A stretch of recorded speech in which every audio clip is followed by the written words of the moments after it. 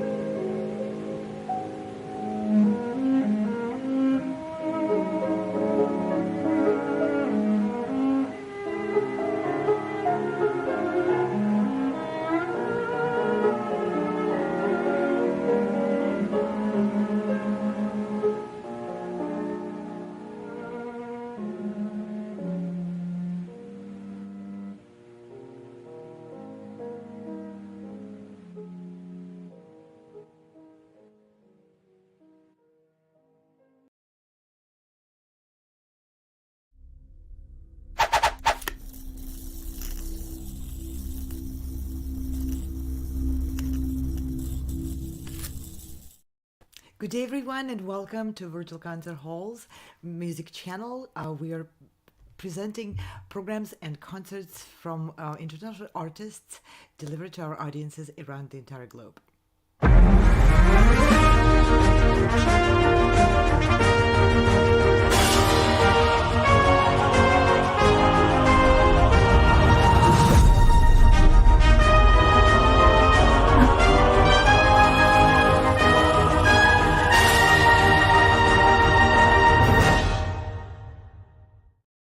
And continuing with our long weekend of Carnegie Hall and colORCHESTRA auditions for soloists and composers who are auditioning here for the privilege to be invited as featured artists and featured composers in the concerts at the Carnegie Hall in 24-25 concert season, as well as with orchestras worldwide in the seasons with colORCHESTRA in 24-25 and further later down the road. Without further ado, I would like to introduce our today's panel of the judges and invite to join me here in the virtual broadcast studio, Maestro Giacomo Franchi. He's a pianist and a conductor. He was featured on many stages around the world, conducting and performing as a concert pianist, as well as in many CD and album releases of complete works, for example, by Aaron Copland, and complete piano works by the Stravinsky's piano works. Welcome, Maestro. It's a great pleasure to have you. The music director of New York Chamber Players Orchestra, a veteran orchestra participant in our Carnegie Hall concert seasons. Welcome, great pleasure to have you here. Thank you. I'm excited about all this. Beautiful. Wonderful. And next, let me please introduce Maestro Scott Woodard. His orchestra, Butler Symphony, is recently joined the colORCHESTRA project and will be hosting winners of the auditions in the upcoming seasons in their concert series. We're really proud to have Maestro Woodard join us. His conducting took him to a position of the guest conductor and the music director of many orchestras around the world, including for his study in my alma mater, St. Petersburg Conservatory, with a student of the legendary Maestro Ilya Musin. And it's a great pleasure, Scott, to have you with us. Thank you for making time and for joining this broadcast. Thank you, Anna. I'm delighted to be here, and I'm excited to hear all the performers this afternoon. Thank you. And next, I would like to invite on our virtual stage to join me in the studio a wonderful Armenian conductor and Navart Andresyan, who is an expert in the contemporary music interpretation, both in symphonic conducting and in choral conducting. And she has directed ensembles all over Europe and in many countries. And she's currently joining us from Armenia. And Navart, great pleasure to have you with us. Thank you so much for taking time. Yeah, thank you for inviting me. The same, I enjoy really my colleagues, and it's great. Thank you very much. Thank you. And last but not least, I would like to invite to join me in the studio Dickran Atamian, who's a fabulous pianist with a 50-plus years glorious career of touring around the world with the best conductors and orchestras and in solo recitals, and who turned into this prolific music artist advocate and a founder of the Press Attractions Artist Management. So thank you very much, Dickran, for joining us in this broadcast and for sharing your expertise with the candidates. Oh, you're welcome. It's a pleasure. It's a real find, this whole project. I hope we're all having fun already. Are we having fun yet? Yeah, that's the whole idea. That's right. Let's enjoy the wonderful abilities which the virtual stage and the combined hybrid stage provides us as artists to be so closely, intimately connected with each other in the music making and progressing in the performing arts world while being in different parts of the world physically.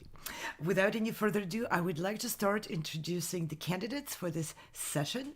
And first, let me invite on the virtual stage Emily Green, soprano, and she will be performing High Luli by Arthur Когart. The virtual stage is all yours. Looking forward to your performance.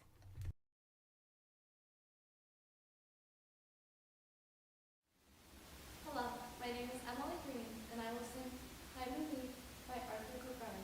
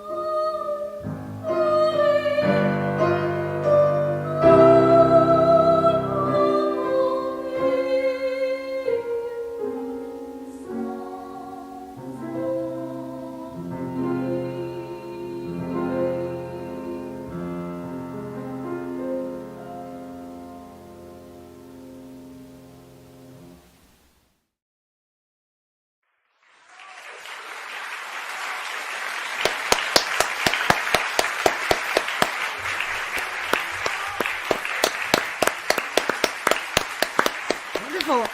What a great way to open the session again with the purity of a young voice.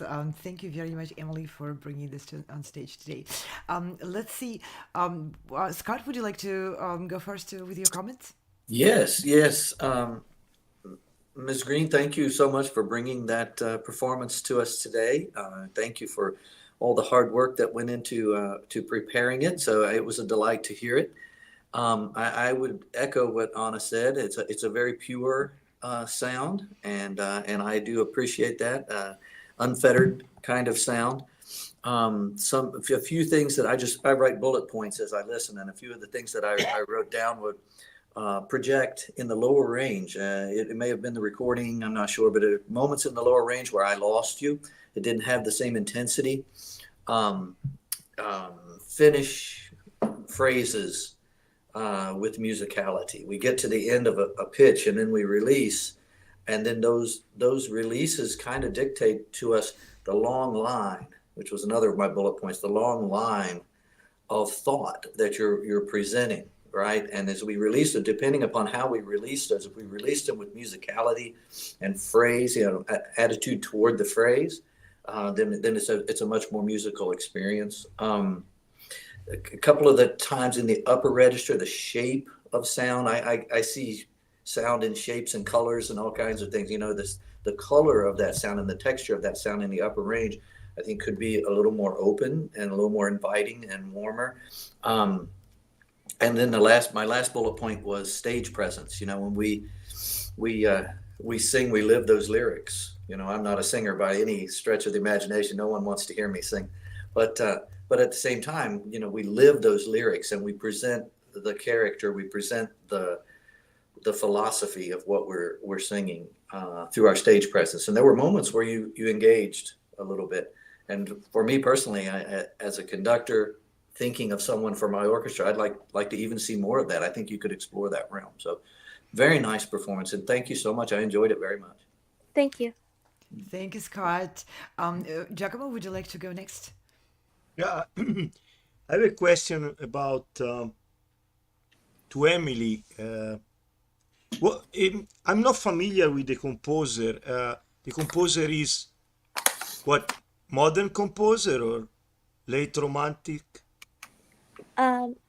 His name is Arthur Coquard, and I believe he is a relatively he's no longer alive now, but I think that he was alive not super long. It wasn't a super long time ago, so closer to a modern composer. Modern composer. But this Yeah. has been So I was I was thinking about your voice, which is very beautiful, Thank you. very clear, very pure, like Anna was.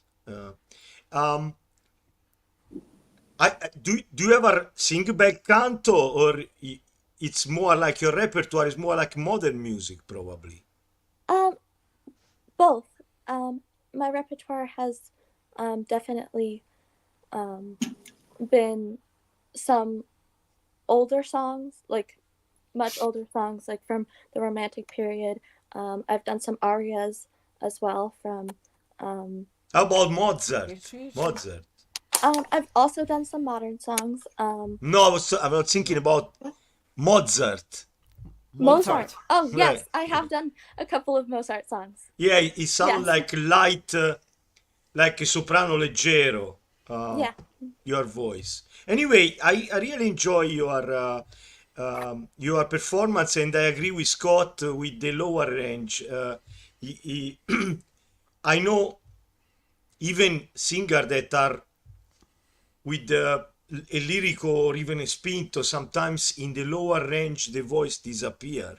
So with the soprano leggero, I mean, I don't want to categorize you, but if it's my impression about your singing, you might need to work on the lower range to project more, and also the higher one. But one thing I really appreciate is the quality of the sound is very beautiful all over. Be careful when you project more if the quality of the sound keep on being beautiful as it is now. That's a Okay. good. Right. Yeah, because then you solve one problem and you create another problem. Okay, so yeah. Anyway, congratulations. Yeah. Thank you. Okay. Thank you, Giacomo. Dickran, would you like to add some Yeah. of your own comments? Well, I agree with all of that. And I think the voice is very pure and innocent. And I don't have any problem. The intonation's beautiful and the whole approach. But is there any way to get more body into your sound? I find it like a little two-dimensional instead of a full-bodied sound. It's not that it's not loud enough, or actually I heard those low notes. I thought maybe that was the color you wanted, where the piano kind of covers you in the bottom. I mean, sure, you could project more, but I didn't have that much of a. My problem is the voice itself doesn't seem to have enough body, like scrumptious, you know what I mean? A little more. I'm not a singer, but I have accompanied a lot of singers in my day. For scholarship reasons, not because I was dying to work with them, but I do love the music so much from operas and things like that. The acting and so on bothers me, but I like opera. It's all right. The voice just doesn't penetrate me. I mean, it reaches me. I'm trying to be specific and try to help. I think you could have more body. I think you can. I mean, you can tell me more than anyone if that's all you can give, and you can say that's it. But I don't think so. I think you've got to develop. You're young. I think you have to develop that three-dimensional quality to your singing. Okay. And maybe it's a technical thing that like Navart can expound on more than I can, because she's a vocal person. The diaphragm or whatever. I could talk to you about piano stuff, but I can't relate it to singing so much. But it's like for a pianist, not going deep in the key, not going to the key bed and playing, superficially. Each note has to be not heard necessarily, like you would say, oh, I didn't hear something. I heard it, but it has to be full. That's what I think. Yeah, some weight, some body. I like the word body. Yeah. Mm-hmm. Thank you very much, Dickran. Let's hear from Navart. You have a lot of experience working with the vocal ensembles. Yeah. And, choirs, Yeah. And the voice is very pure. That's clear. I think there is the real problem. Your problem is how if you study vocal. Yeah, are you studying vocal? Yeah. Yes. I think the problem is how your vocal teacher, are managing that. Because if the vocal teacher decided that you are a coloratura, she or he will work with you for the coloratura and notes. But I think you must ask her or him to experiment another way. Because lower notes, higher notes, it's the easiest. Middle notes, most difficult. And lower notes, it's awfully difficult. So you need to have deepness, as Dickran said, body. It can be said like that. Your voice needs deepness. Means that try to work on lower notes, to have that body. Because when you will work on lower notes, you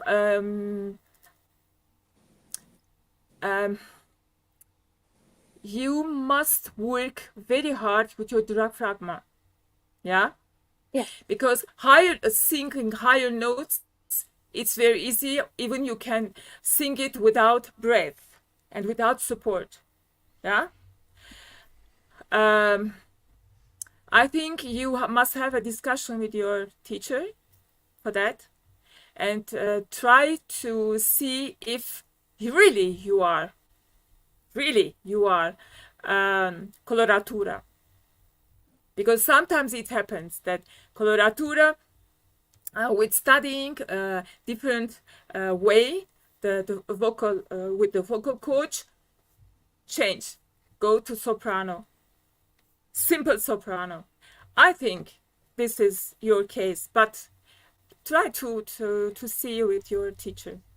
Thank you, Navart, very Yeah. much. So the main advice here, as I understand, is for you, Emily, to continue to explore variety and touching your voice in different ways and finding the actual other additional colors and abilities of your voice as you're developing.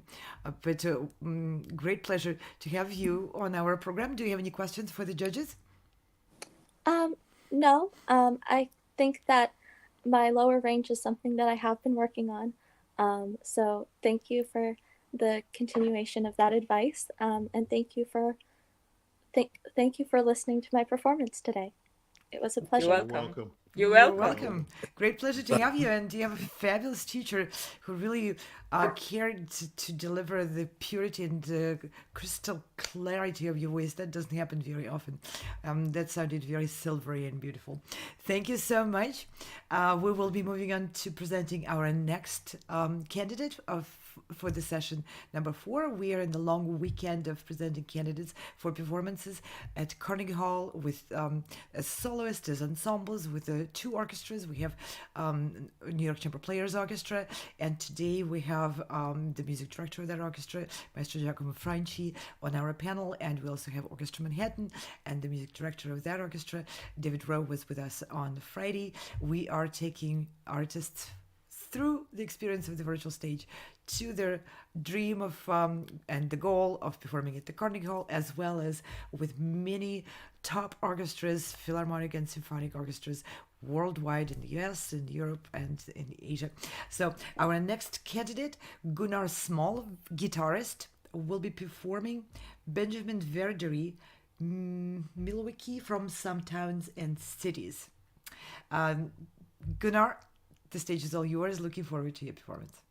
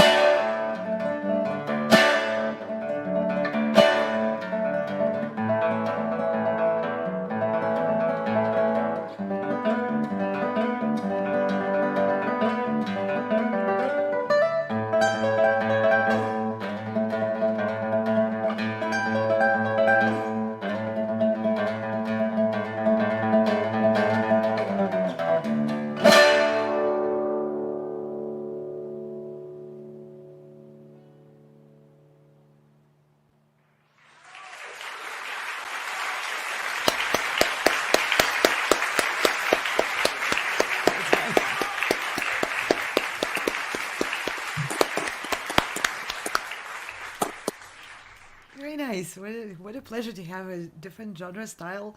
And I love guitar. Thank you, Gunnar, for bringing this to our auditions. We'll start with Dickran. Would you please provide your comments? It was really excellent. Yeah. I know a lot of guitarists, so I'm familiar with the problems, and you have very few extraneous noises when you play, which is the first thing I look for is the sliding and all that stuff. It's really well done. You're moving from one position to the other on the fingerboard is great. Musically, it was very satisfying. This is this sort of an Americana piece. Is that what it? Yeah. And it was Milwaukee, right? Yep, exactly. Yeah, Anna, that I thought you were talking about an Indian tribe. Actually, Milwaukee is an Indian tribe, but the pronunciation, she's Russian, so I didn't quite get it.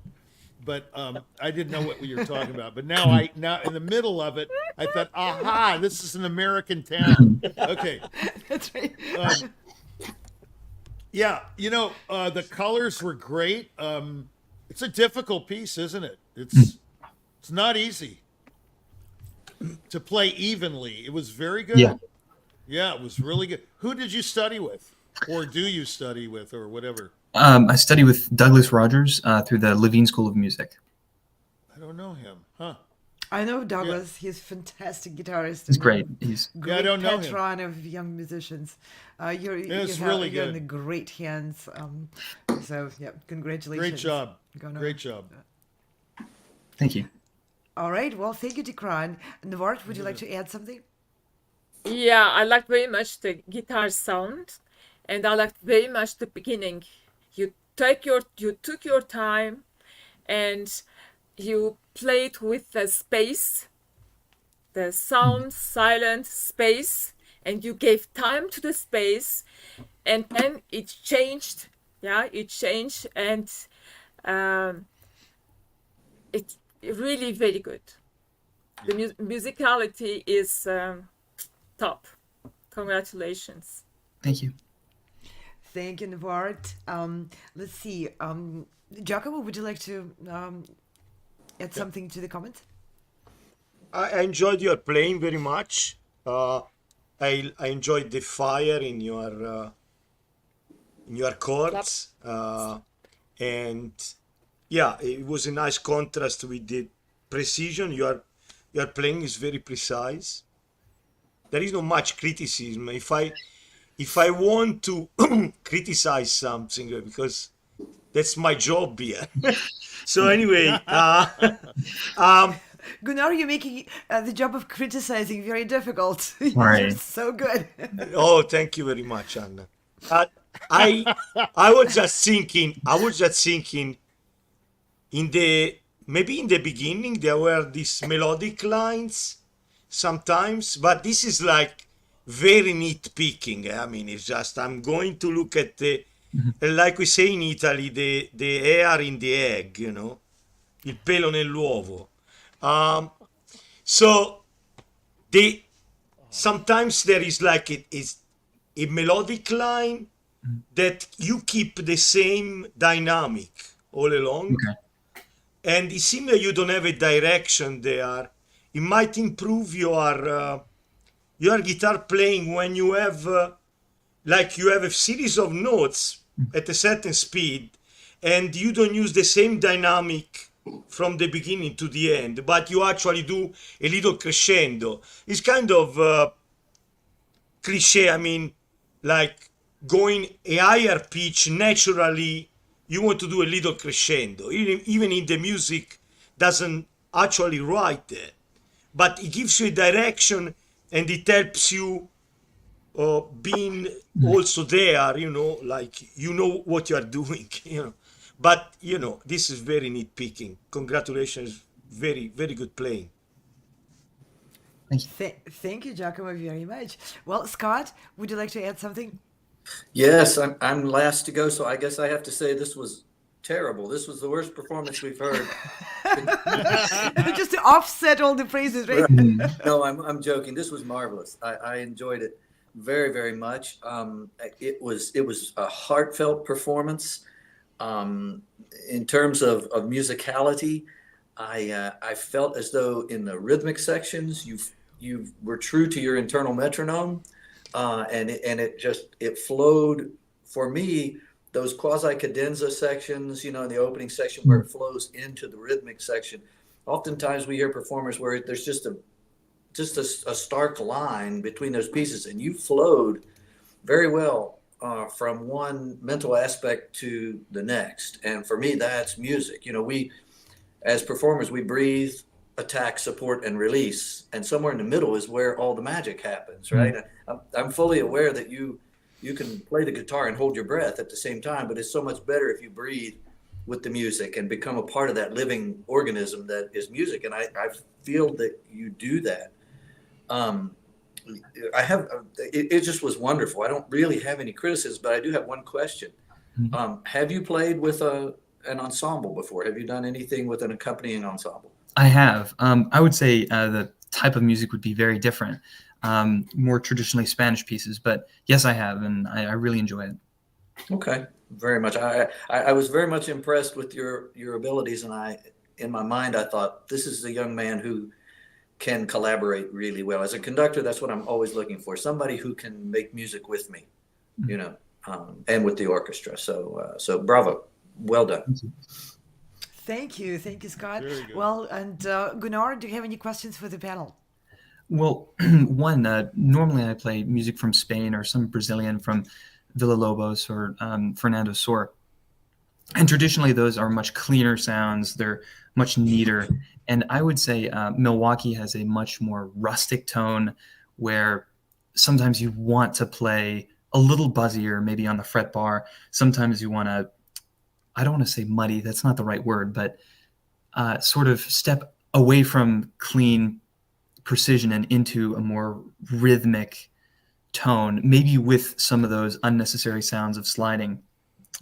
I'm just wondering, would you guys keep that separate from the rhythmic section from the beginning with the harmonics, or would you really add ponticello to the whole piece? I'm trying to find where to put in that rustic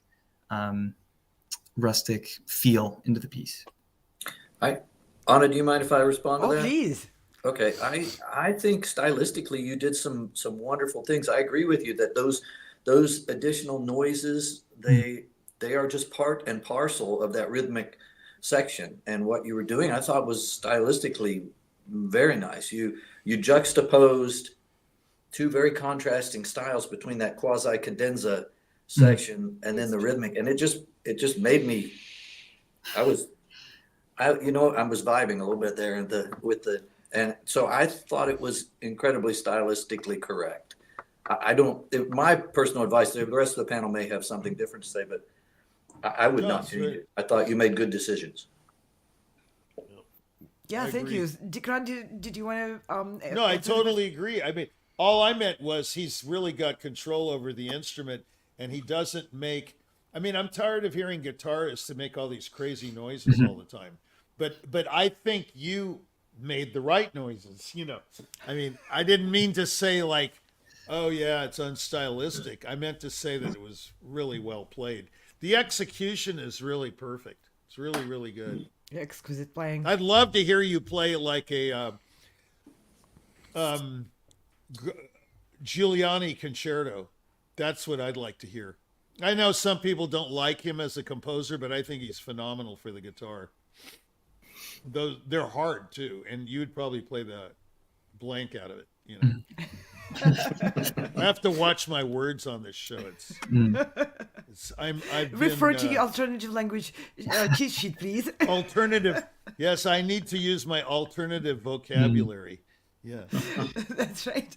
Gunnar, thank you very much for bringing the guitar to those auditions. It's always great to hear this instrument and for your exquisite performance of this piece. And please pass great congratulations to your wonderful teacher and mentor. It's great to hear you. Can I add something? Please do. Am I allowed to ask his age? I'm 17. You are 17. You're 17? Wow. Wow. You have a very good musical maturity but you must work there on it. Yep. Yes. You have a You gift have, which but you you have the must responsibility continue to to carry. work. Yes. Hard work equals bright future. I'm sure you already know that. Bravo. The only thing I would suggest, do you ever improvise on the guitar? I really want to lean more into that, but as of now, I'm pretty book bound. Yeah, because for example, if you would join, I don't know, like a jazz trio or something like that, I think it would probably enhance your. I mean, your playing is great, so we already established that. But you probably would get a little more relaxed if you are coming from a place of Okay. creativity. I mean, that's the only suggestion I have. Great. Good suggestion. Very Yeah. good. Very good Well, It's suggestion. really great. Yeah. Thank you very Okay, much for your well, time. Thank you. Yeah, and thank you, Bravo. Gunnar, for Thank you sharing very your much. talent and your hard work and your great accomplishments with us. We will be inviting on stage our next candidate. I'm reminding everyone these are live finals of the auditions for Carnegie Gala performances during the season. We have 7 concerts season at the Carnegie Hall in 24-25, as well as colORCHESTRA performances with orchestras worldwide, and these wonderful musicians are candidates for either or both of those opportunities. Next, we are inviting on stage Patrick Philip Becker, who is a vocalist and will be performing Giacomo Puccini's Il Lucivan Le Stelle from Tosca. And Patrick, the stage is all yours. Looking forward to your performance.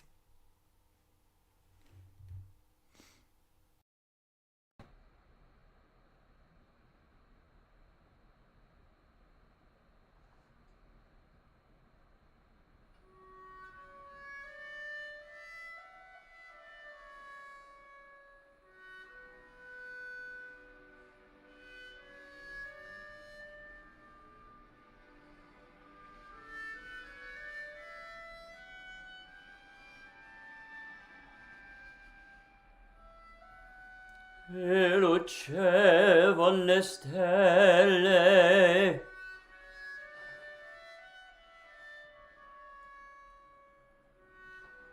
e olezzava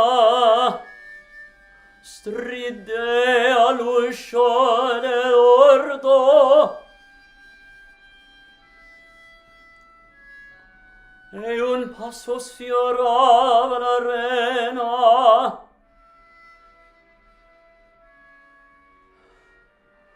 Entrava il fragrante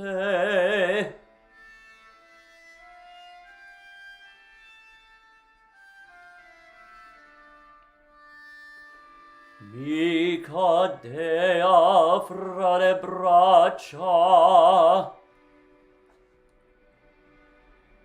O dolce baci alla vide carezze, mentre io fremente le belle forme ne scioglia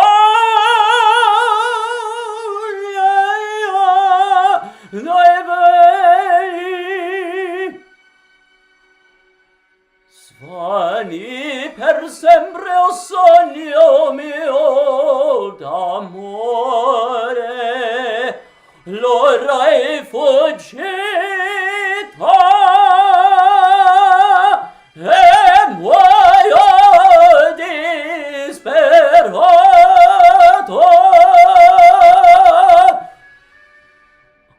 E muoio disperato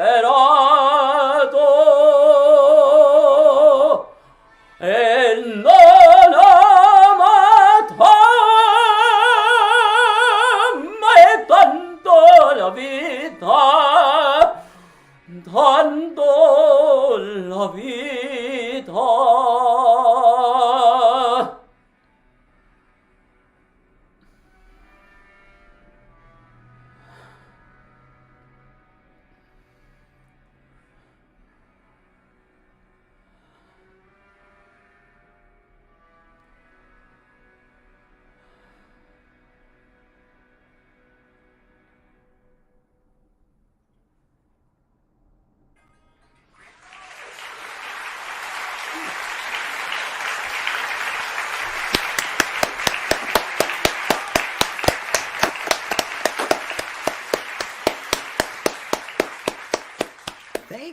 much. I love that Thank aria, you. one of my favorite.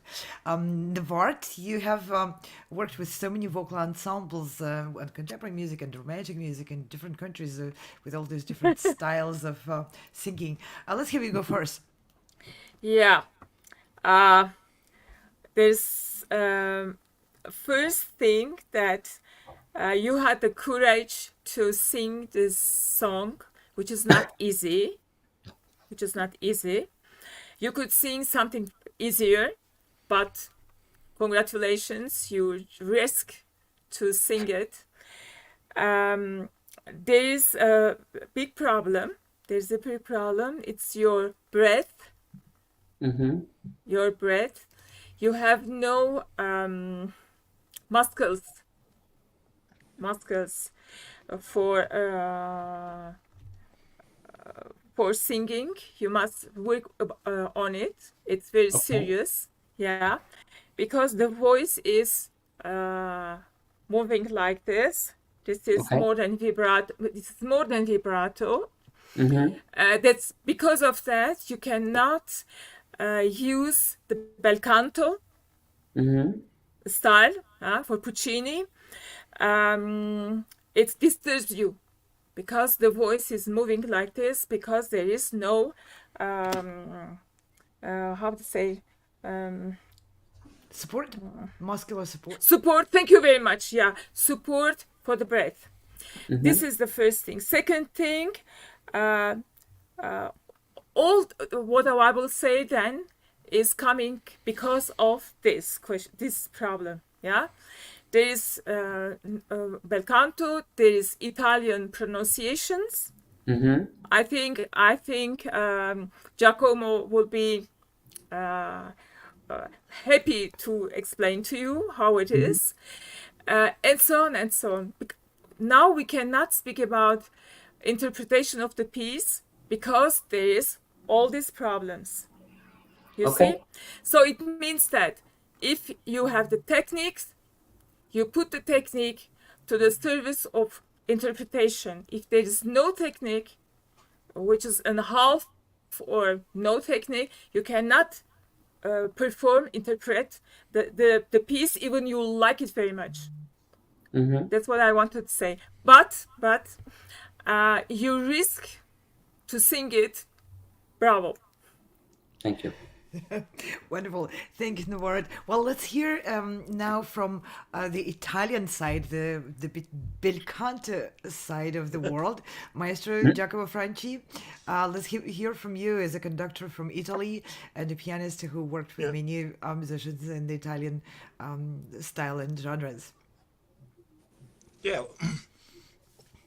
Oh, dolciba. So, oh. Why vibrato? You don't need any vibrato. I'm not a It is fan of not a vibrato. vibrato. It is not a vibrato. Well, it's like wobbling. It is not a vibrato. I find it similar It to is not- vibrato. Yeah, I but mean- because Even the real vibrato, I'm not a fan of it. Never. But I would suggest you to refine your voice with a lighter repertoire, like Mozart, like going, singing the note. Oh, oh, oh, not that. So about the diction here and there, yes, you slide some words, but I think the biggest problem you are having is the singing the notes.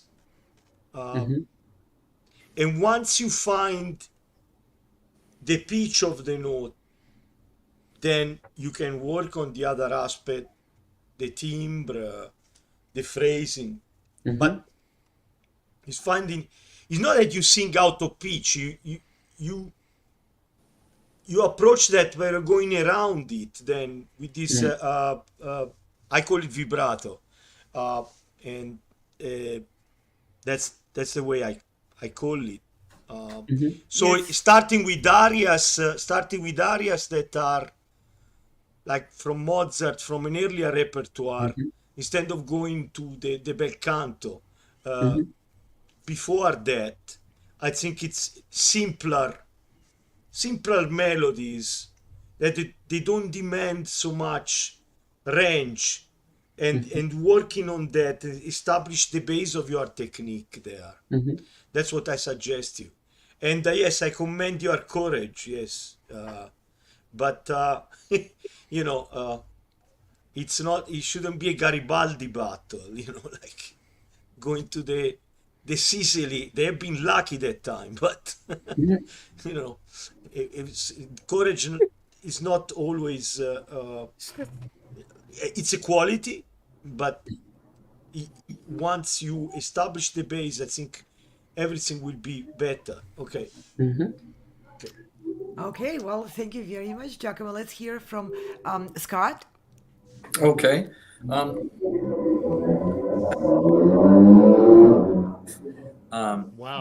I'm getting some noise in the background. Sorry, neighborhood got loud.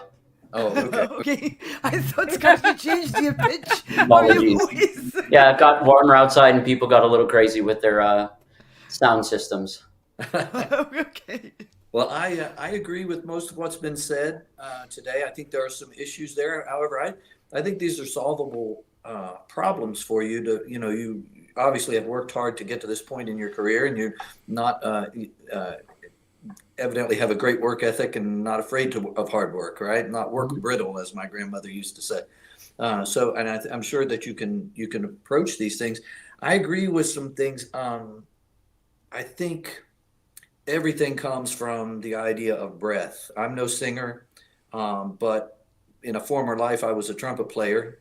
So I know a little bit about breath, and I apply that to everything. I believe that everything we do musically, from picking up instruments to conducting, is an extension of our voice. We sing as we do all of these things. In fact, my Russian conducting teachers used to say, from the below, you know, so pick things up from down here, pick up that sound. And I think as vocalists, we can do that as well. Picking up that sound from below and letting it blossom out of the body is something that I think is a concept that sounds a little esoteric, but I think it could be of benefit to you. Mm-hmm. And then the other issues, I think, can stem from that. The other issues don't really matter unless we have good, solid vocal technique, right? Mm-hmm. But then things like, for instance, be consistent. The beauty of the Italian language to me are all those open vowels, right? You know, that's why we sing in Italian, all those beautiful open vowels that we can hold forever, right? Sometimes those vowel sounds are a little inconsistent with you. I always want a singer to impress upon me that the language in which they are singing is their native language. Mm-hmm. I don't want to know that you're American or English or whatever. When you're singing Italian, I want to think that you are Italian.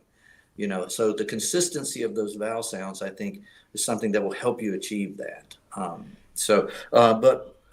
And two, in the upper range, again, this goes back to air and how we focus that air, how with the shape of everything. You, as a student of, I'm again no singer, but as a student of vocal sound, you know the shape of everything in this vocal cavity is important in terms of what we're doing. But those are some small points I had, bullet points that I wrote down as you were performing. But thank you for your performance. I enjoyed hearing it. Thank you. Thank you. Dickran, would you like to add a few comments of your own? Yeah, please. Did I hear something? Oh, I'm sorry. I thought I heard someone talking. Yeah, this is a difficult case. I have something to tell you. There's, to me, the greatest voice that has ever walked the planet is Gevorg Grigorian. He happens to be Armenian. Mm-hmm. He just died recently. He has the most incredible voice. He was favorite of everybody. Gergiev, Covent Garden, Papano, everybody engaged him. He made lots of money, but nobody knew who he was. He just never really promoted. But he's all over YouTube. You've got to hear this guy sing. I think everything you want is in his voice.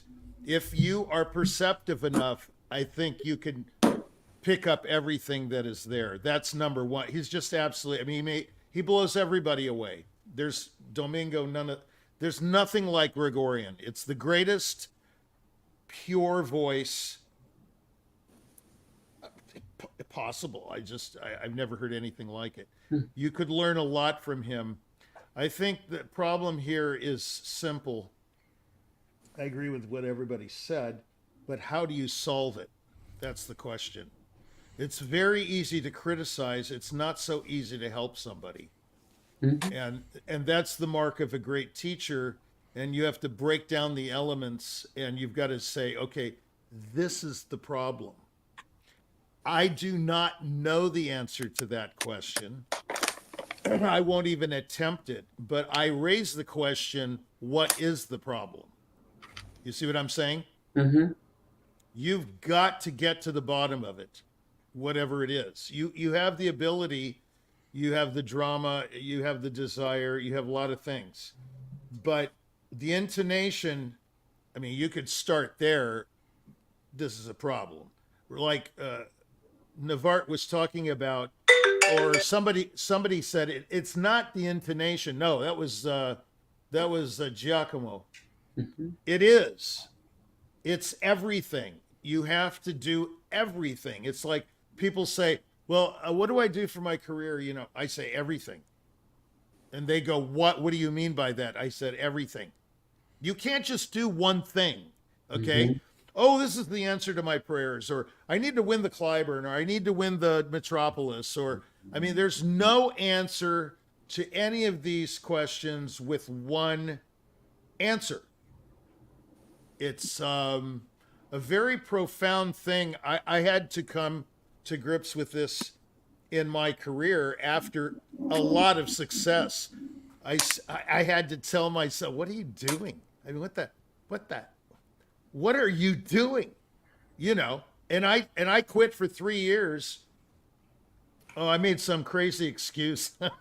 I told the managers to go to hell and everything. Oh, I'm sorry, I'm not supposed to say that. But you've got to do what you've got to do. That's it. I don't care whether it's intonation or standing on your head or flying from a trapeze and playing Sardis upside down. I don't care what it is. Get to it. You see what I mean? And you can do it, man. People, there's nothing anyone can't do. They just don't do it. Now the Bible says just do it. Well, the Bible's not a bad piece of writing, Or the Nike commercial. Or the Nike That's commercial. right. Or Bo Jackson. Bo knows Beethoven. Have you ever seen those? That's right. I mean, you guys don't even know what I'm talking about. The greatest pure athlete the world has ever known. He ran up center field fence and caught a fly ball, robbing somebody. I mean, he literally walked up center field fence vertically. And he was drafted in every sport. How does one get to that point? Well, you can say it's natural ability. You can say it's talent. You can say blah, blah, blah, blah, blah, blah. But if you want it, you do go get it. That's right. If you want it, you have to go get it. Nobody's going to do it for you. It's like I tell my son, all that damage was done by so-and-so and so-and-so when you were little, spoiled brat and all that. Now you have to do the hard work. Now you have to pull yourself up and get your britches on, or whatever those stupid sayings are. You can't blame it on anyone else. You cannot blame it on anyone else. You've got to do it. Do the work, and you're going to be very happy.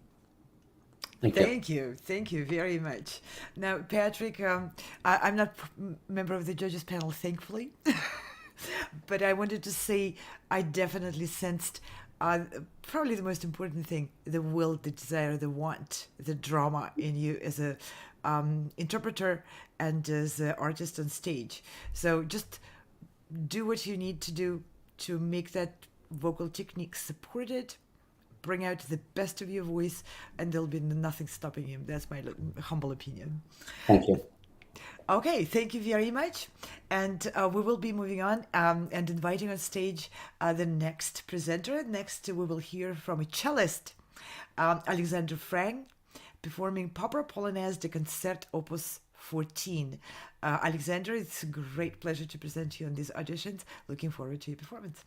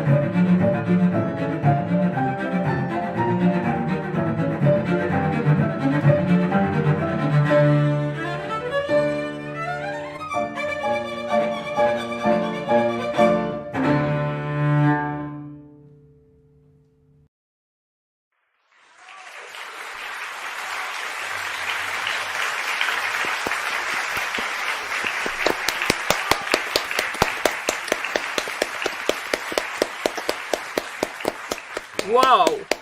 Wow. Wow. Wonderful. Thank you for bringing my favorite instrument to this stage. I have my preferences too, right?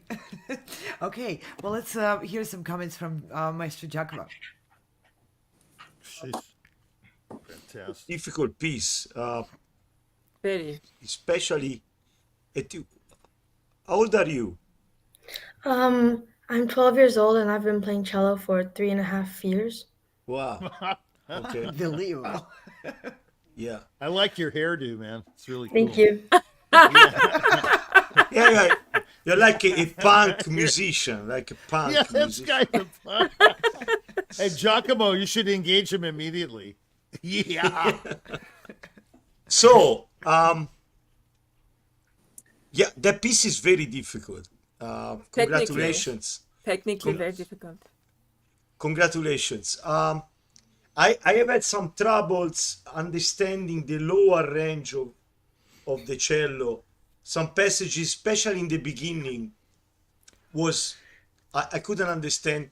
My criteria of judging that is, if I'm not able to write it, I don't understand. So if I would be able to write what the music is, so then it's clear. It was kind of mud there in the bass. In the higher playing was much clearer. But again, I want to emphasize that the piece is very difficult. So, bravo. And I mean, I have to be pointing something that also some intonation in the jump could be better. Maybe I'm not a cellist, but maybe playing slower, listening more to every note, quarter speed, then half speed, then speed. But I mean, at your age, you can do whatever you want. You have great talent, so You have time. Thank you. we all know that. Thank you very much. Okay, well, let's hear from Maestro Scott. Wonderful, wonderful job. And when you factor in everything that Giacomo said, the difficulty of the piece, the fact that you've only been playing for 3 years, you're already a far better cellist than I will ever be. And so, I wouldn't presume to tell you anything too much about technique, but from a conductor's standpoint, and what I hear as a conductor, these are the kind of ways that I would approach what I heard. There are moments where, and you're aware of this already, I'm sure, where certain notes don't speak. So you want to make sure that the string pressure is appropriate so that we get the actual resonance of the sound, particularly in pizzicato passages where it just almost didn't speak. It was almost a dead string occasionally. So you want to make sure that proper string pressure is there. I agree with Giacomo. There were occasional intonation issues. So when we're making those shifts, those quick shifts, we want to make sure that we're landing, be clean and land exactly where we are supposed to land. You obviously have rehearsed this over and over for many hours, no doubt, but that's how we do it. We hit that piano, we find that pitch, and we match it so that we know, the finger is going exactly where it needs to go so that the intonation is clean. One other thing that stood out to me, even if you're a soloist and playing with the finest orchestras, those moments will happen where you are just slightly out of sync with the orchestra.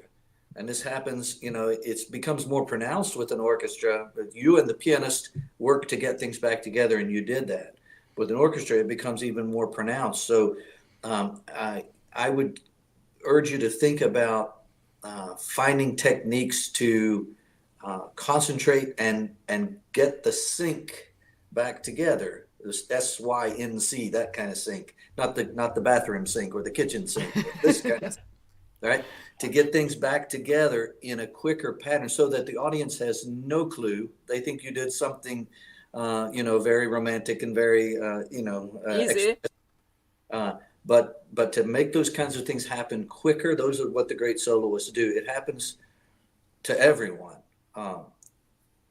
to be able to marry those two sounds back together quicker is the idea. But again, this was a very difficult piece, and for you to be playing it after only 3 years or so of playing cello that's just fantastic. So bravo, bravo. Thank you. Thank you. Well, let's hear from Dickran, please. Well, I'm still reeling from the performance. I mean, it's just unbelievable to me. You make the right sound at the right time, and that's all that's required. You're just completely natural. You're like a miracle. I mean, this is the first time I've heard an artist I mean, I don't know. At my age, it's getting foggy, but I mean, that's just exactly the way I hear that piece. I know the piece very well. My friend Billy DeRosa played it when he was 8 years old, played the living hell out of it. But the thing is, you played it with such artistry. It's one thing to play the notes, but you just make it's like Wieniawski, it's like you understand this style of playing, and the space between the notes, it's just like kind of miraculous. I was listening to it and I thought it was defying my reality. I mean, I said, is this kid, you just are blessed. That's all that's to it. I've never heard, including what we heard today, and I'm not going to name names. We heard some pretty amazing playing, but I have never heard anyone beat this. You have a natural ability beyond, I mean, intonation. Come on, man, you can conquer that. That was a couple spots. You can conquer that in 2 seconds. With your brain, you've got a laser brain. I mean, Thank you. I mean, you were improving as you were playing, actually. Did you know that? I mean, come on, who can do that? I mean, you are a freaking genius. And I mean, you've got to cultivate that. This is a serious deal. I'm not being comical here, okay? I'm dead serious. I have never heard anyone better than you. I mean, maybe there's someone equal, but I've never heard anyone where the space between the notes, I say to myself, that's just the way I want to do it. That's just the way I do it. It's just the way I like to hear it. I mean, it was just sensational. It's proper. I mean, think of what he's going to do with the Brahms double. Think of what he's going to do with the Lalo concerto. Think of what he's going to do with the Dvorak. Oh, I can't wait to hear this guy's Dvorak. Do you play that yet? No, I'm Not yet. Not yet. right now. Well, I'm working on the Lalo right now. Yeah, that's it's good. about time. You ready? No, I mean, it's sensational talent. It's more than just precocious and he lives the piece and blah, blah, blah, blah. It's absolutely right on. There's not one thing I would criticize. Yes, there were a couple of notes that were out of tune, but I mean, come on. Are you kidding me? Difficult piece. He tossed it off. If you know the piece well, he tossed it off. I mean, only Michael Rabin could have played it better at his age technically, but Rabin was cold. This guy has a warmth and a style and a passion in his playing that I haven't heard in a long time. I mean, you never know where it's going to come out of. It's like Gregorian, the guy I was talking about earlier. I mean, it's just unlimited gift. That's what I think. He's got that passion in his hair too. That's right. No, he's a freak of nature. It's like he's like an old guy in a young body. You know what I mean? Like he has this style, space, like Navart was talking about space and time. Okay, Alexander, you've got that down. And by the way, Barenboim said, what he knows, you cannot learn. No, or I'm sorry, what you want to learn or whatever, he already knows. Or no, what you can't learn, he already knows. I know a conductor like that. Barenboim was speaking of a conductor that he should have heard you today. I mean, that's exactly what I would say. You are born with this. It cannot be repeated or replicated. You could practice all day long for the rest of your life, and there's never going to be the way you just played it. Sensational. And I Thank don't you. say that very often. Thank you very much, Dickran. And Alexandra, you got some great praises. Don't let that get into your head. Go and fix those intonation problems so Yeah, that they don't go ahead. exist anymore. At your level of talent, you serve your talent with full dedication. And that's what I would like to wish you to do. There's lots of other techniques you will learn, and that'll apply to more advanced and other pieces and bigger pieces and different pieces and different composers, and keeping the hygiene with your technique and with intonation and all of that. That's just the service musicians do to their own talent and to the talents of those composers whose music we play. All right, and congratulations to your teacher too. Thank you all very much. We will be inviting on stage the next performer. Next, you. Yeah, you're welcome. Great. Good to have the cello on our broadcast. Next, we will be presenting a flutist, Jonathan Lee. We have a great variety of compositions, different times, different styles, and different instruments. That's just a feast of great music today. Jonathan Lee will be performing Poulenc Sonata Movements number 2 and 3 for flute. Welcome on the virtual stage, and best of luck. We're looking forward for your performance.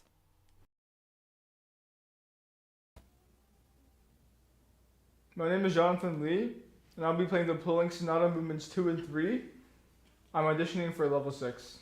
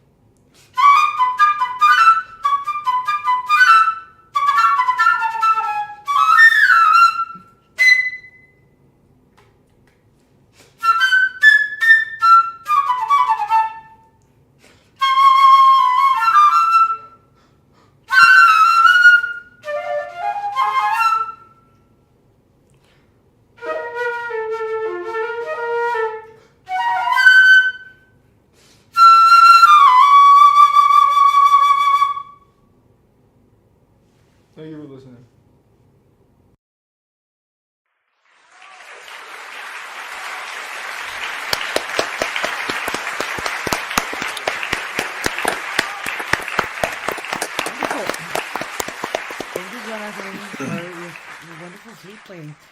Let's see. Who would like to go first with comments? I would like, because Okay.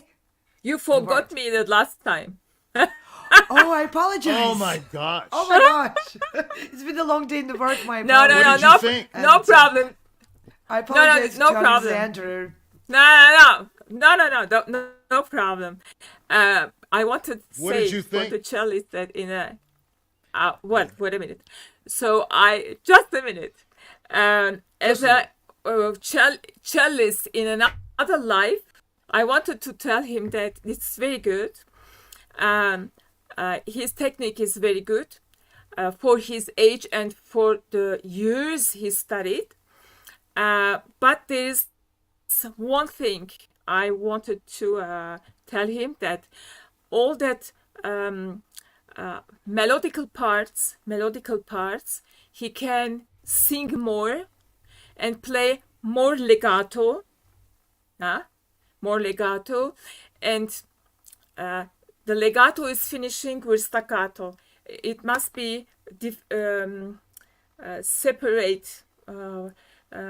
We must feel that it's dancing, it's happening something. That's what I wanted to say. Yeah. So what about the flutist? I think we Jonathan. will speak about. Yeah. Yeah. The same thing.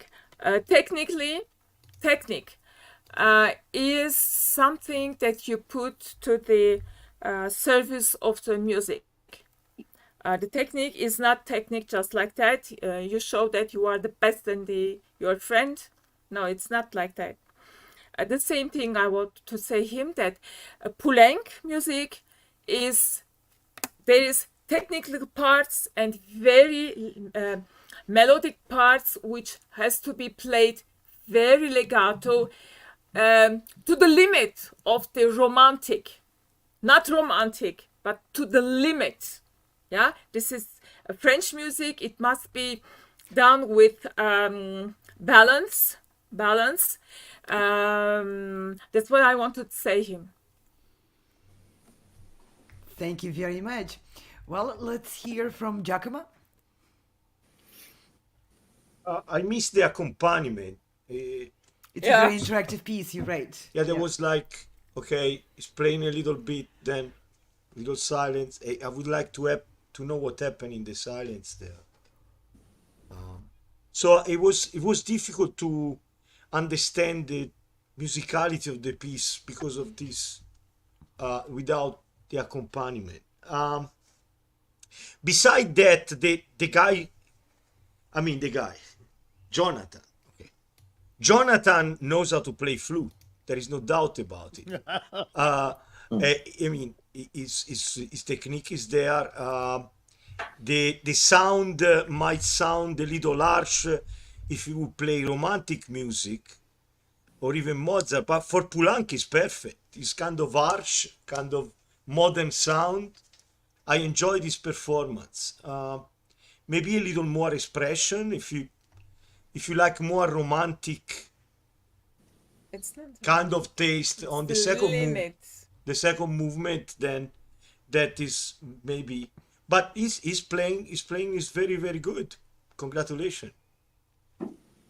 Thank you very much, Giacomo. Let's hear from Dickran. And I promise, Scott, I'm not going to forget you. Well, first of all, I thought it was exemplary playing. He reminds me of my colleague Maxence Larieux, the French flutist. You might know him, Navart. I met the guy. He won 5 Grand Prix du Disques, just so you know. And this guy really reminds me of him. It's just exacting, fabulous playing. I mean, I would love to hear him play the Schubert variations. I would love to hear him play the Prokofiev sonatas. Is the D major the only one that's transcribed? I don't know. The F minor would be interesting. That would be a great performance. I'm sure he'll just nail it. I found it, I just have nothing to say. It was perfect. Absolutely perfect. I know the piece, so Giacomo, unlike you, I didn't miss the accompaniment at all.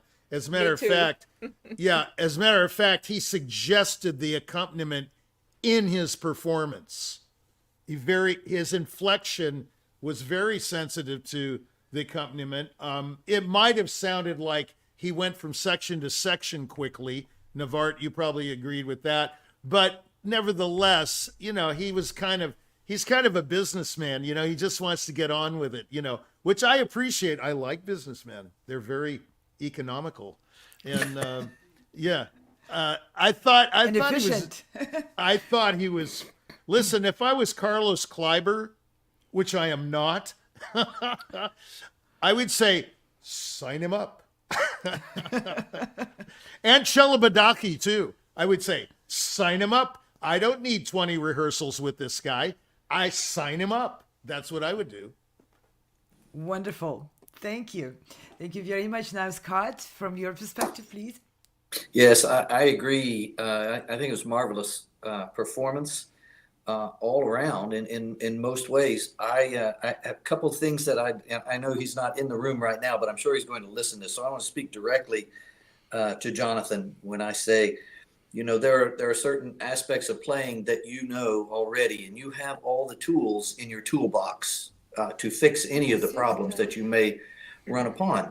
It's clear to me in your playing that you have those abilities and you've studied and worked, so you have the fixes already. But a couple of things I wanted to say. Number one is, as wind players, we really are singers. We are, and I've said this to another player before, as any kind of player, pianists, you name it, even a percussionist in my mind is a singer. So my suggestion, I know you're already listening to fantastic flute players, and that's what we do. Imitation is the greatest form of flattery. So you listen, you imitate, and you get better and better. I encourage you to listen to great singers as well. Listen to that technique. How do they produce that sound? And all the aspects of that sound, not just the things that we think about that are specific to flute technique. How do they produce sound, right? What is the warmth? And in my mind, there are four things: breathe, attack, support, and release. And I said this again earlier in the day. All the magic happens because of those four things. How do we breathe? It's indicative to the quality of sound, the color and shape of sound that we want to produce. But to me, the most neglected of those four things is the release.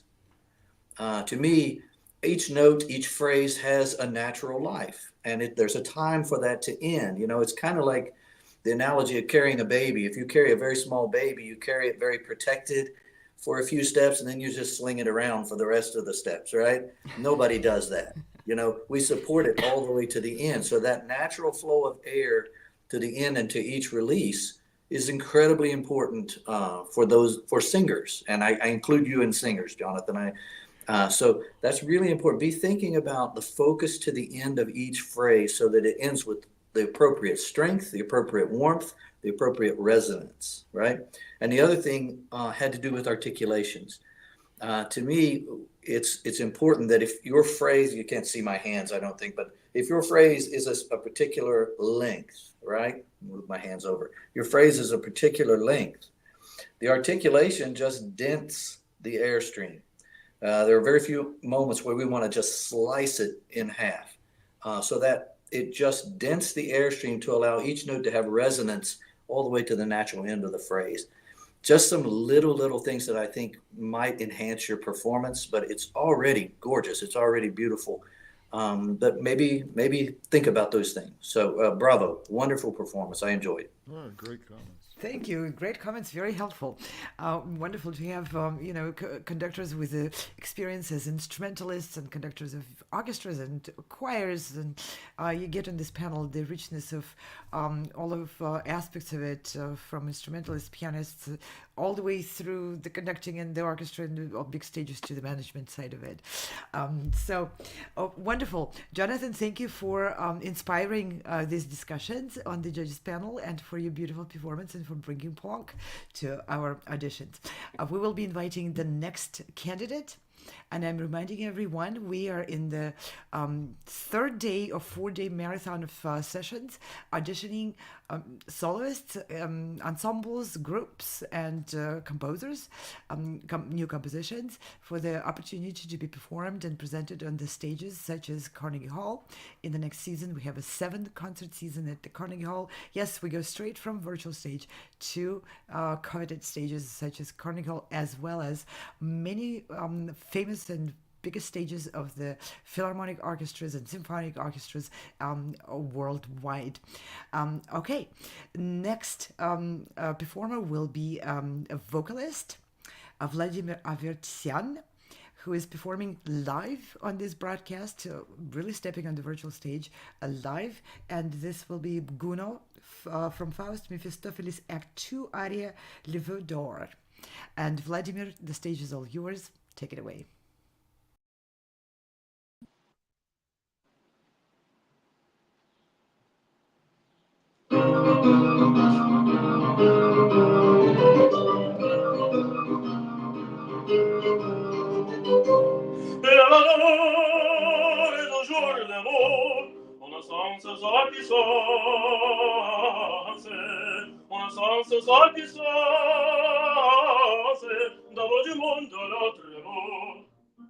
Pour fêter la famille dans les rois et belles confondus, aux plus ombres des sécu, dans ce Dieu n'aura de folle, autour de son piédestal, autour de son piédestal. Et Satan quand nous la balle, quand nous la balle, et Satan quand nous la balle, quand nous la balle.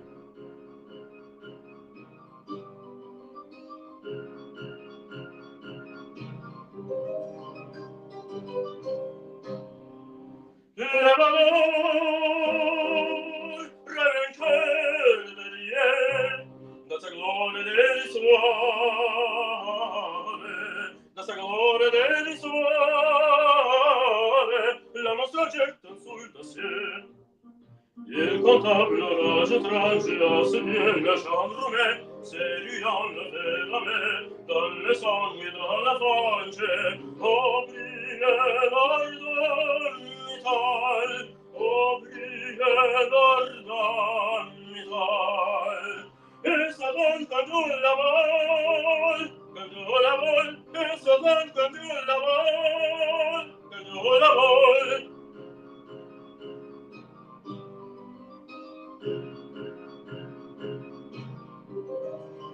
Quand nous la vol.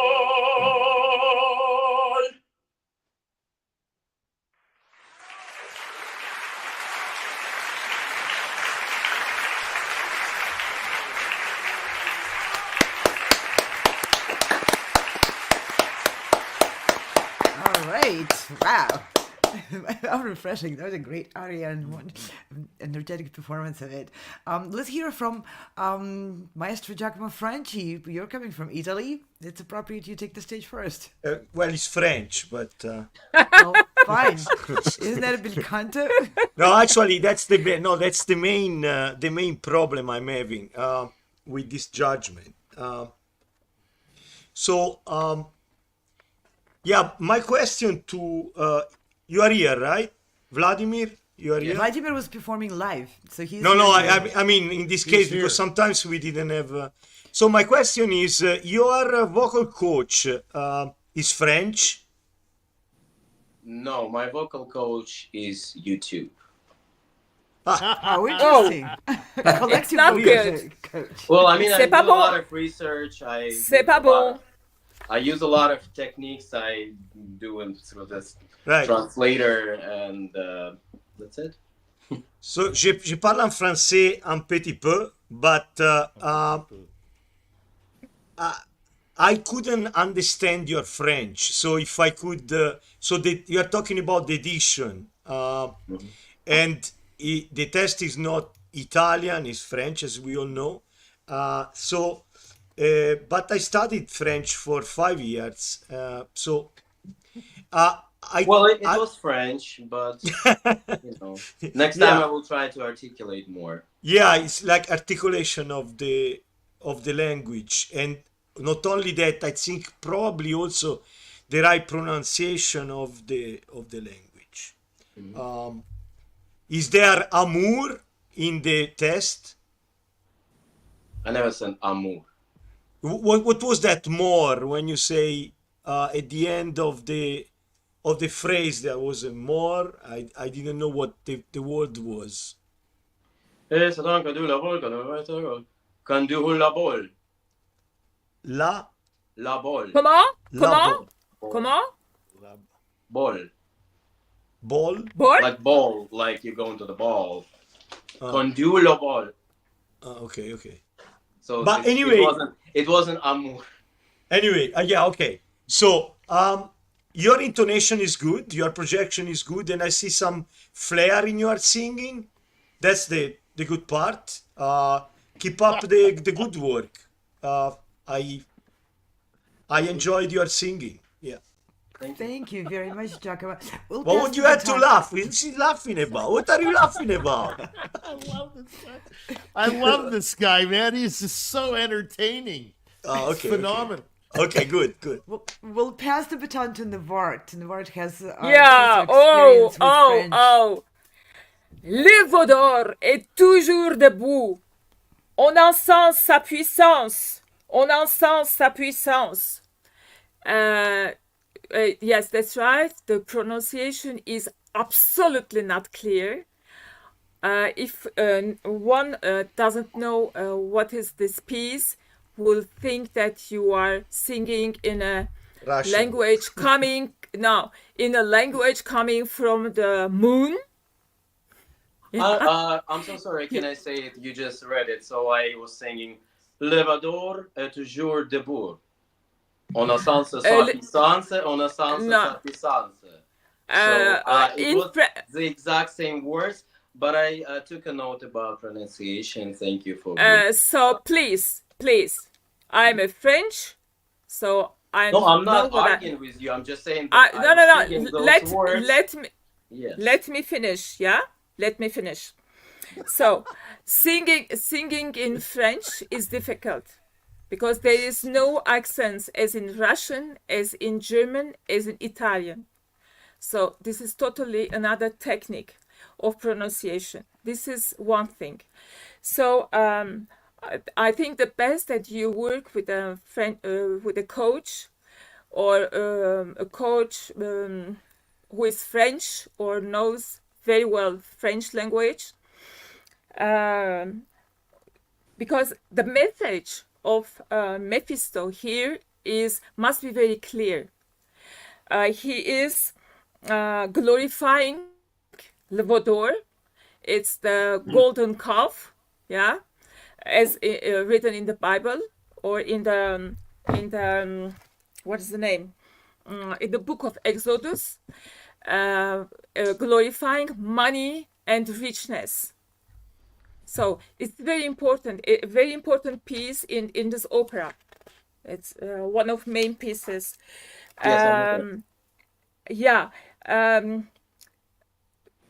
Only one thing, this is the pronunciation, because it must be clear. And then when he sings Le Vaudor, he's glorifying. It is not a love song. It is something else. I think that's what I wanted to say, but really try to work with a coach of French language. Yeah. Anyway, singing in French is difficult.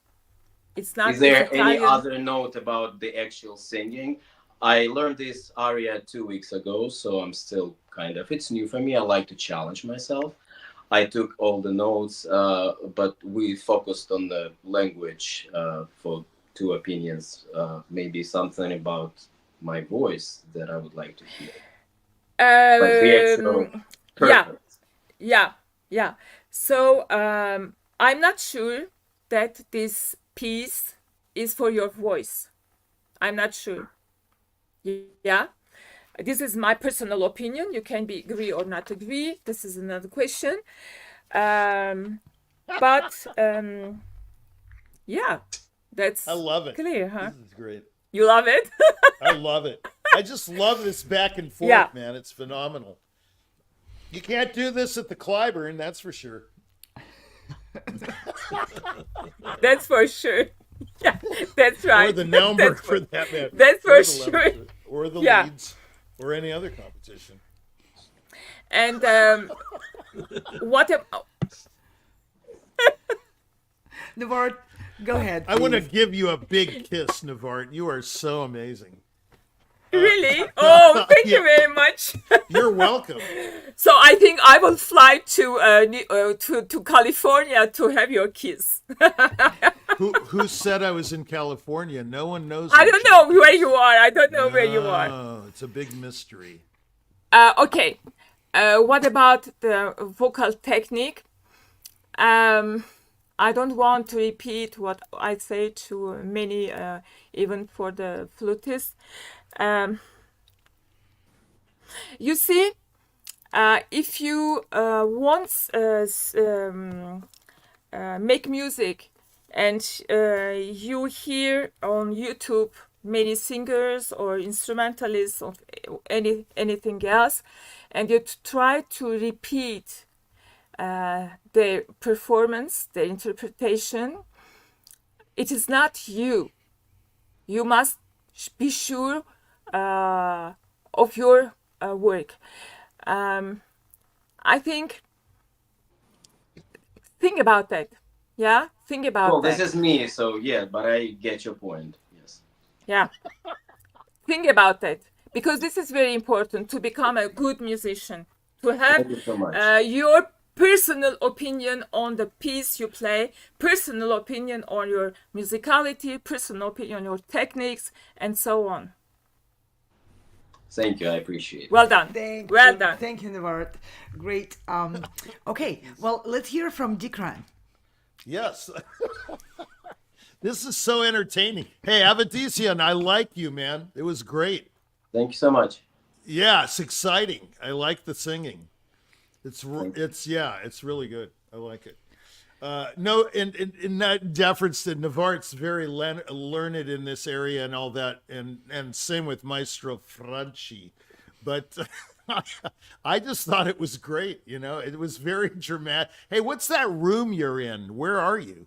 It's my living room. Okay, Good. yeah. Where is that? New York. Oh, you're in New Manhattan. York. Okay. Manhattan. Okay, it was an interesting space. I just wondered where it was. That's my living room. No, it's your living room. That's good. It's very elemental. I like that. Like the opening of the Rite of Spring. You know, it's like the birth of the earth. You know what I'm saying? So no, I really enjoyed it. It was very dramatic and in your face. And I mean, I'm not a singer, but you know, I don't care. I thought it was just exciting, very musically satisfying, very dramatic.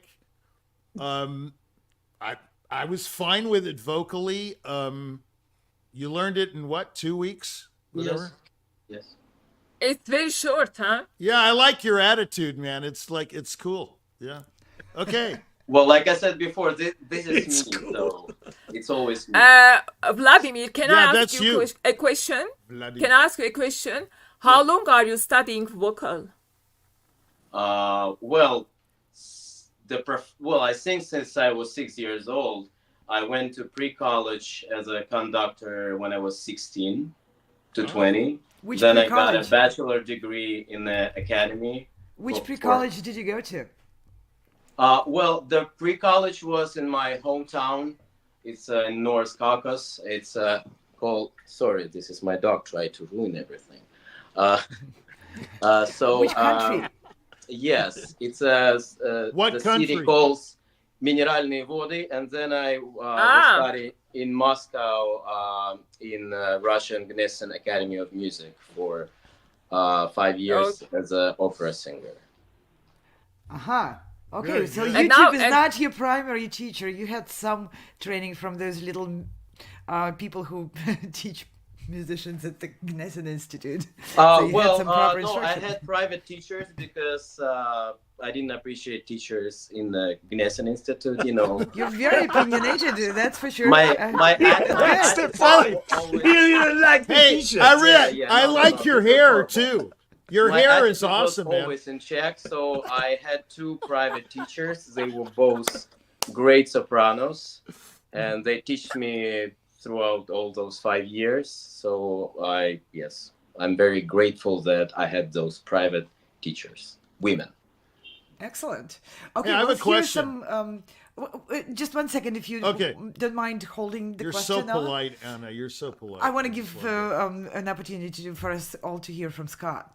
Oh, absolutely. Yeah, Sorry. yeah. Sorry, Don't forget. Scott. Sorry, Scott. I apologize. Not at all. I'm sorry. Not at all. Vladimir, I enjoyed your performance. I lean a little more towards what Dickran was saying. I thought the quality of voice was fantastic.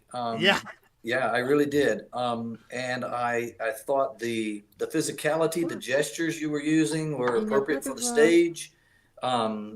And from my perspective, I had 3 years of French study as well, and maybe it's just where I am, my Wi-Fi links. I didn't have as much problem with the diction, but it could just be, variance of where I am. But the quality of the voice and all that kind of thing, I thought it was fantastic. I enjoyed it very much. The one thing I would say is that with an audition of this type, it is very different than other types of auditions where you stand on the stage, you sing, you go. Here you have the benefit of some expertise to help you. And criticism is never easy to accept. How we accept that criticism is it's fine. It's not that hard. Sure. Yeah. When you Scott,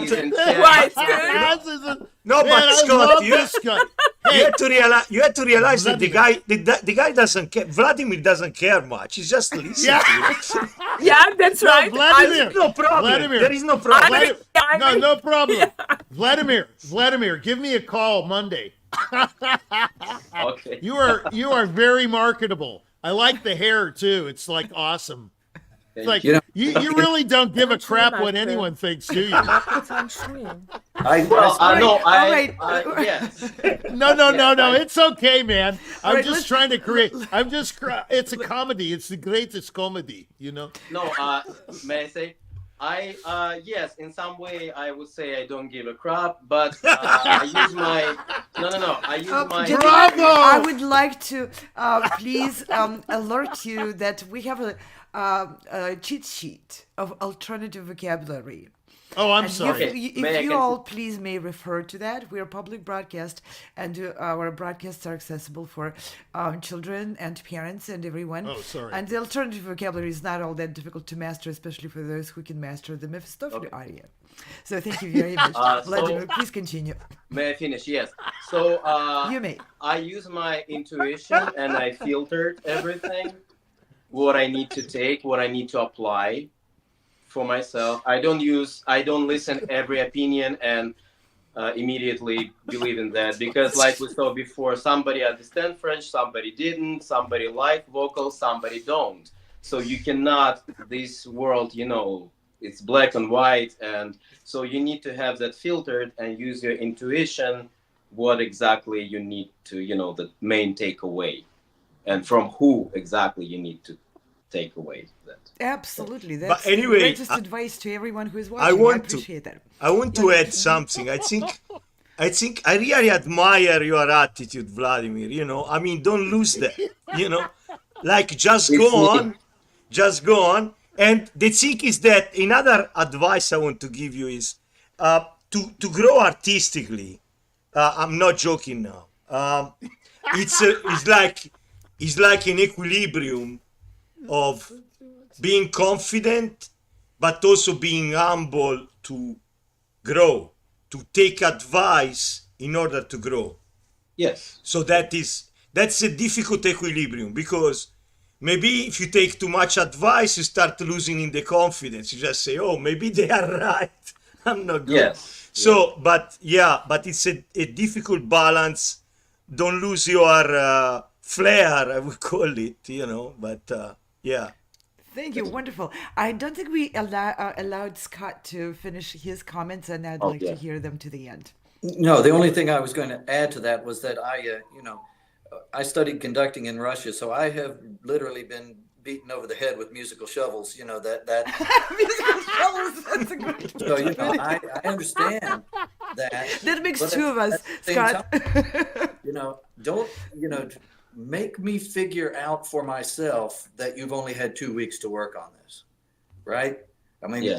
my Yeah, Russian that was Russian good. teachers would if I said I only had 2 weeks, they would say, "Get out, come back in 2 more weeks." Then so make me figure that out for myself.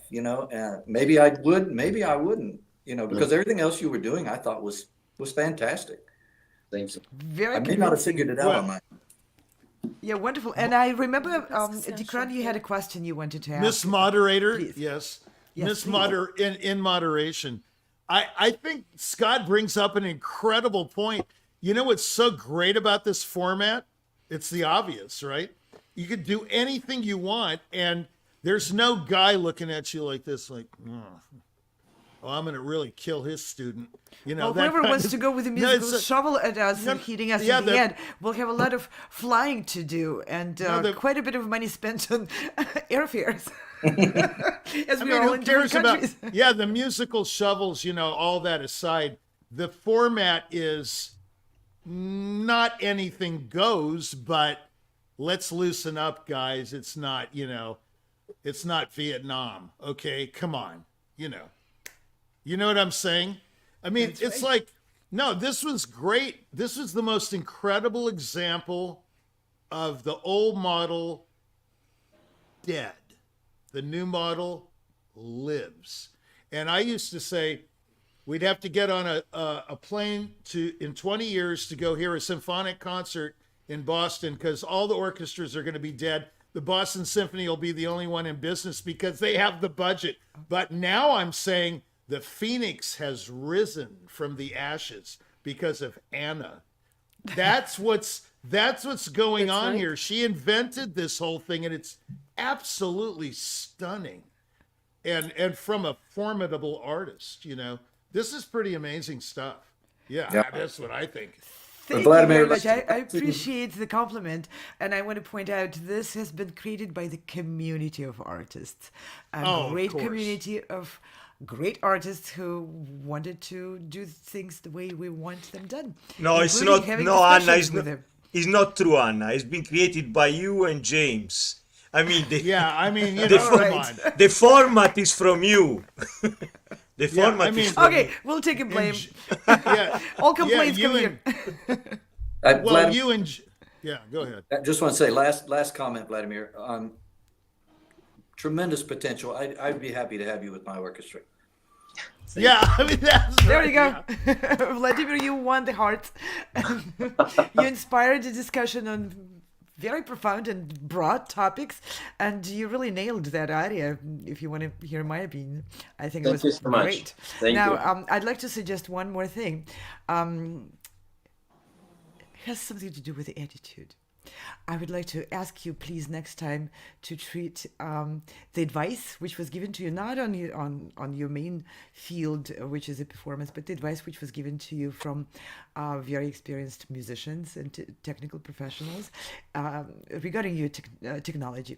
You will watch the performance and you'll hear that next time. Just take that information and maybe prepare your tech in sync with what the internet TV broadcasting does. Zoom is great. Fantastic, but Zoom cannot do what we are doing here.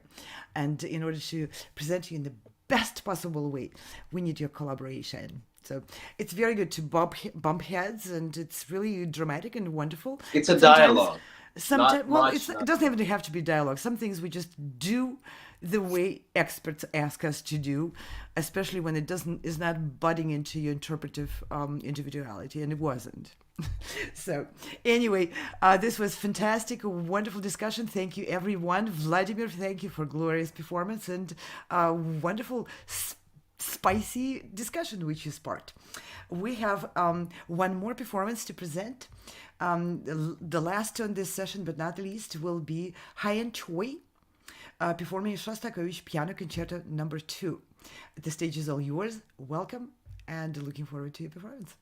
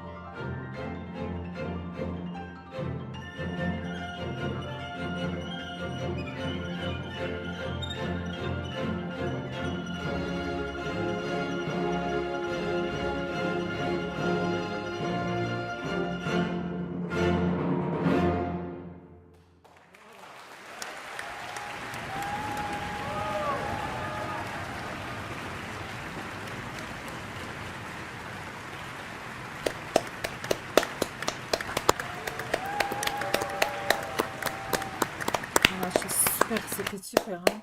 Stunning. Pas de romantisme. Wow. Wow, wow, wow. Bravo, bravo, bravo. Stunning. And standing ovation from the hall, which was, this was performed in.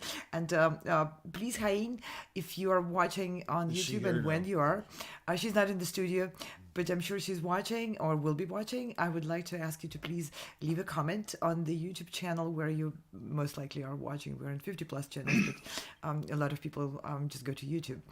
Please leave in a comment the name of the conductor, the name of the orchestra, and the name of the hall. All three were absolutely stunning. So now let's hear from Scott with all your experience with the Soviet and Russian music in Leningrad and St. Petersburg.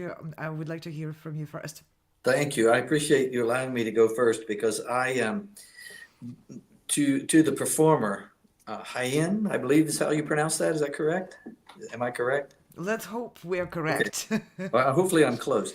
The performer here allowed me to just, through her performance, allowed me to relive a wonderful memory. I conducted this piece several years ago on the stage at Carnegie with Armenian Russian pianist Victoria Fatu. And it just has such a special place in my heart. So I can hear those last chords ringing in my head. I wake up sometimes at night. It's just one of those moments that impacted me. So thank you for allowing me to relive that through your performance. I thought the overall the performance was just excellent technique, wonderful collaboration with the conductor, the voicing, not voicing, but the balance between soloist and orchestra, I thought was quite good at all times. I know you can't always control those things in a recording, but I thought it was just such a sensitive playing of that particular piece. The piece, was written, of course, for his son, for Shostakovich's son, Maxim, for his conservatory graduation. So it had a special place in Shostakovich's heart as well, I'm quite sure. But I really cannot think of any criticisms to say. It was just a wonderful performance, musically, artistically, just in every aspect of it. Dickran may have different things to say as a pianist, but as a conductor, I would have been very, very happy to be part of that performance. Wonderful. Thank you very much, Scott. Let's go to Navart, also with your experience with the culture Yeah. and where this concerto came from. Yeah, thank you. Scott reminds Maxim Shostakovich. I heard Maxim Shostakovich play 15 Symphony Shostakovich in Kislovodsk in Russia. It was a memorable interpretation. And at that day, I was student. So I understood how Shostakovich should be played. Many musicians in West are playing slow movements, very romantic. And when I asked to Maxim, said, what is the difference between what you are doing and what they are playing is romantic? He said, no, he was a sad, melancholic, not romantic. I will always remember these words. And what the orchestra conductor, the orchestra sound is amazing. With students, it is a student orchestra, huh? And what is the pianist she is doing? I don't remember her name. Hayain. Hayain, da. She show us that slow movements can be very introvert. Yeah, do you say like this in English? Yes, correct. And sad, very close in the head, in the mind, in the soul, but not romantic, because there's a very small limit difference between. Yeah, very small limit between, and I really enjoyed and I appreciate. First, she has a very good technique. The orchestra, I agree with Scott. The orchestra is in osmos with the conductor and the pianist. It is 3 feet. 3 feet is working together, and of course the audience will be 4 feet and will be happy, enjoyed it, and loved it. And the second movement, wow, the orchestra sound, wow, great. It's compact sound as Shostakovich liked. It's close. What? There's no word. You see my gesture. It's like this, yeah, the sound, and they played. It's very good, and she was inside of the sound, and very simply, very sad, very concentrated, was very good.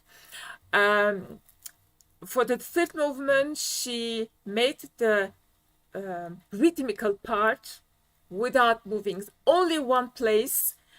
I don't remember, Scott, you will tell me. I don't remember the score. Is there accelerando somewhere in the third movement?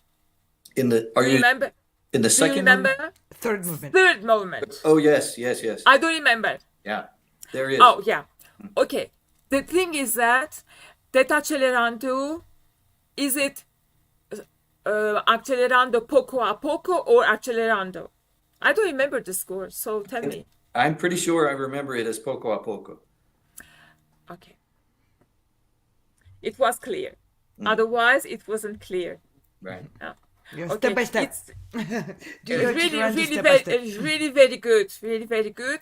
And the orchestra helped her to play, to perform very well this piece, and she helped the orchestra to perform very well this piece. So it was an osmos. Wonderful. Thank you, Navart. Well, let's hear from Dickran, a pianist. It was perfect. There was nothing to say. This is the way the piano should be played. effortless. It's clean. I don't think the piano can be played better than that. I mean, of course, you can say, this is Shostakovich, which is number 2. I forgot. Number 2.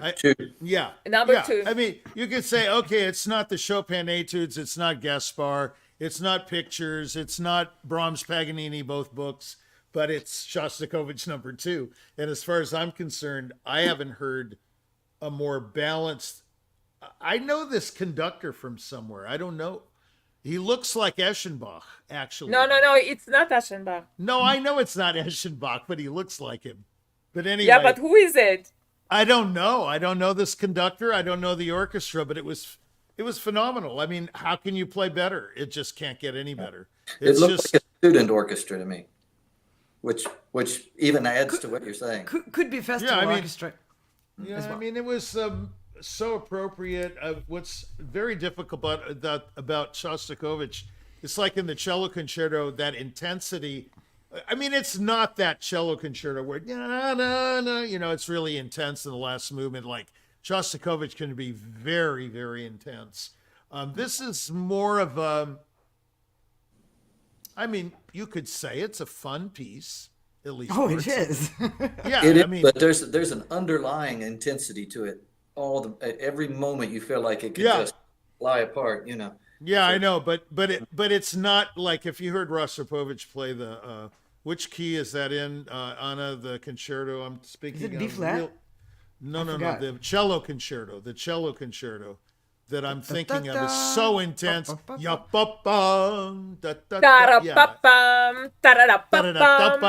last one, it's like super intense, way up on the high end of the, cello. It's not like that, but I mean, look, this girl can play, and musically satisfying, completely appropriate. She makes, what's really great about her playing. Yeah, what's really great. Yeah, but I was thinking of the cello concerto. What's really great about her playing Haydn is that she never rushes from, let's say, a quarter into the next quaver. Yeah. She holds it as, like I said, Fleischer said, don't play a note until you have to. She holds that for not only the full length, but you got a feeling she's holding it longer, but she's not. It's just perfect. I don't know what to say. I can't. Performances like this, like I was telling James on the text, I don't even know why I love it so much. I just love it. I can't describe it. It's a great performance. Anna, is she in the studio? Say it again, Gevorg, please. Is she in the studio or not? She's not in the studio at the moment. Oh. But you can address her directly because, of course, she'll be watching the comments. Okay. Let's hear from Giacomo. I don't have much more to add. I mean, I could nitpick something because I like to do that. Please go for it. Yeah, do it. First of all, I want to say that have you ever played the concerto, Dickran? No, but I know it very well. Yeah, I just sight read it a couple of times, and I can tell that it's not easy. Okay, so what she did is not easy. She played very, very well, very clean. And I appreciate the comment of Nevart. I was thinking about the second movement, and I was thinking, oh, maybe it could have more color.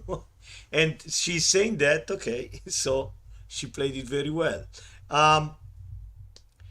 The only thing I can notice, but we are talking about perfection here, and I would be happy to play like she does. But the thing is that it's very simple. The projection that she had in the lower range of the piano was stronger than in the higher range. So the balance of the orchestra was great when she had this pop in the first movement. Yeah. Those octaves were great. She was coming out very well.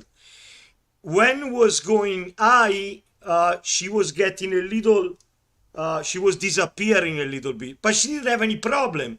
She has the hands of iron, so not a problem for her. She can carry on whatever happened. There is the orchestra covered her. That's all. I mean, yeah, that's the conductor's problem. It's not hers. She played the hell out of it. It's just he's got to come down. I mean, listen, you brought up a point with you conductors. Listen to me. So, like, I'm sure you agree. The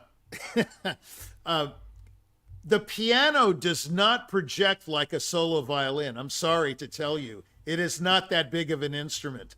The piano gets lost in orchestral color, whereas a violinist, you know, if you take the last movement of the Sibelius, projects. That projects like crazy.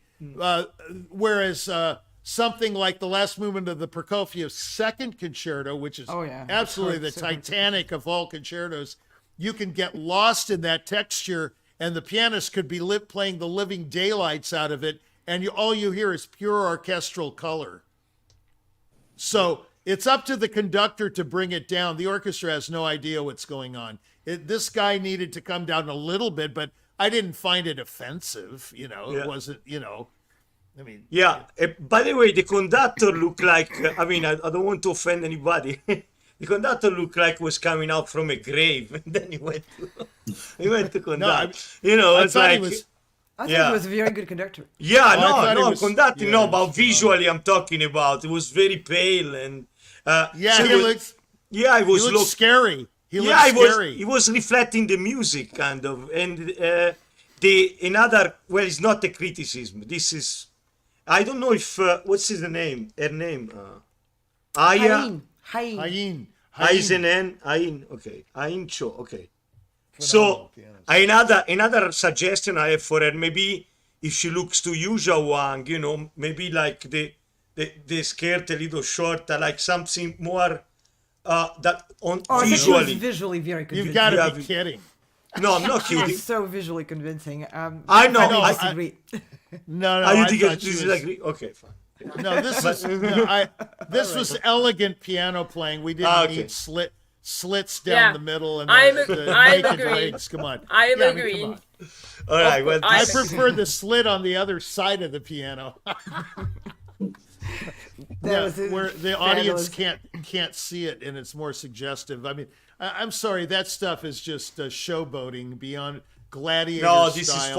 This is for the public. I was talking about. Yeah, anyway, this is phenomenal playing. I mean, absolutely. No. I was not criticizing her playing at all. No, there is nothing to criticize. If I may, not being on the panel of the judging, so my comments can go out the window any moment you want.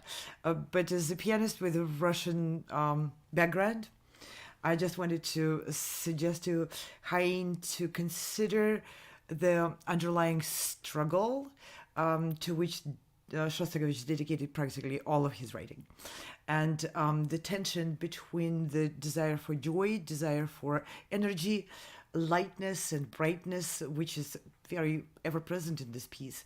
For Shostakovich and his life circumstances and his general attitude towards life and society in which he was trapped, let's put it this way, it does come through his most joyful writing. So the only suggestion I have for Hain, beyond, there's nothing you can't do on the piano, so your imagination is your limit. To look in this particular concerto, it's harder to find those moments where that is present, but it is present. And I'll give you just one example. In the last movement, where you have those, in the 7 beat measure, you have ta ta ta tam. There's an accent in the first note, but the other 3 notes are typical Shostakovich struggle of like bullet kind of struggle. You played them, in my opinion, a little too polite, and that's where also the orchestra kind of tended to cover you. You were in higher registers, but if you use Shostakovich's own technique of playing piano, which was quite offensive, I got to tell you, the way he played didn't sound very nice. He was not very nice to the piano. He used a lot of vertical finger playing, and if you try doing that, as a student, we tried various techniques, and one of them was labeled quote unquote Shostakovich break the string. So if you really go down with a very fast touch on the piano, with a finger purely vertically, you can break a string without breaking your finger.